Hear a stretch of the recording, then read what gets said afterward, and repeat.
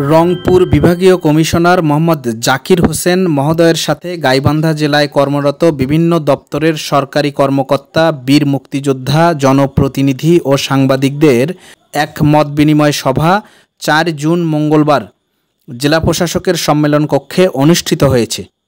দোহা চাকামার্কা খাঁটি সরিষার তেল। সভায় সভাপতিত্ব করেন গাইবান্ধার সুযোগ্য জেলা প্রশাসক কাজী নাহিদ রসুল। এই মত বিনিময় সভায় উপস্থিত ছিলেন গাইবান্ধা জেলা আওয়ামী লীগের সভাপতি ও জেলা পরিষদ চেয়ারম্যান আবু বকর সিদ্দিক, গাইবান্ধার পুলিশ সুপার মোহাম্মদ কামাল হোসেন, নবনির্বাচিত উপজেলা পরিষদ চেয়ারম্যান বৃন্দের মধ্যে সদর উপজেলা পরিষদের চেয়ারম্যান আমিনুর জামান রিঙ্কু, ফুলছড়ি উপজেলা পরিষদ চেয়ারম্যান আবু সাইদ, সাঘাটা উপজেলা পরিষদ চেয়ারম্যান অ্যাডভোকেট শামসিল আরেফিন টিটু, পলাশবাড়ী উপজেলা পরিষদ চেয়ারম্যান আলহাজ মোকসেদ চৌধুরী বিদ্যুৎ, গোবিন্দগঞ্জ উপজেলা পরিষদ চেয়ারম্যান শাকিল আকন্দ বুলবুল, গাইবান্ধা পৌরসভার মেয়র মোহাম্মদ মতলুবুর রহমান, গোবিন্দগঞ্জ পৌরসভার মেয়র মুকিতুর রহমান রাফি প্রমুখ। সভায় অন্যান্যের মধ্যে বক্তব্য রাখেন বীর মুক্তিযোদ্ধা গৌতম চন্দ্র মোদক, আলী আকবর মিয়া, সাংবাদিক আবিদুর রহমান স্বপন, মোহাম্মদ জাবেদ হোসেন, ফিরোজ কবির মিলন, শাহজাহান সিরাজ, শাহিন নুরি প্রমুখ। সভার শুরুতে বিভাগীয় কমিশনার মোহাম্মদ জাকির হোসেন মহোদয়কে ফুলেল শুভেচ্ছা জানান জেলা আওয়ামী লীগের সভাপতি ও জেলা পরিষদ চেয়ারম্যান মোহাম্মদ আবু বকর সিদ্দিক।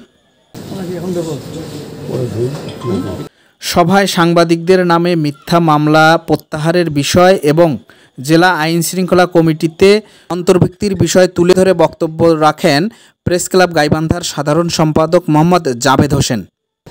এখানে আমাদের পুলিশ সুপার মহোদয় আছেন, আমি শ্রদ্ধার সাথে তাকেও প্রশ্ন করতে চাই বিষয়টা, সেটা হচ্ছে যে আমরা যারা গণমাধ্যমে কাজ করি, আমরা কিছুদিন আগে আমাদের এক সাংবাদিক মিলন খন্দকার, উনি আনন্দ টেলিভিশনে একটি রিপোর্ট প্রচার করেছিলেন এবং সেটি বালু উত্তোলন নিয়ে।